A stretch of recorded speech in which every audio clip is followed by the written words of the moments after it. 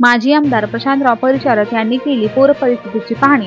नदीकाठच्या नागरिकांनी सतर्क राहावे असे सांगितले।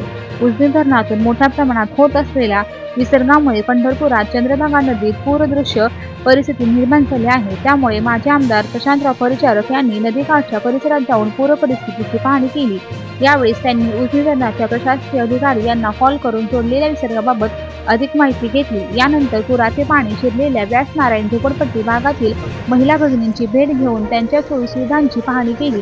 तसेच पूरसदृश्य परिस्थिती असल्याने दक्षता घेण्याचे आवाहन केले। यावेळी माजी नगराध्यक्ष लक्ष्मण भाऊ शिरसट, माजी नगरसेवक विक्रम शिरसट यांच्यासह अनेक माजी नगरसेवक व कार्यकर्ते उपस्थित होते।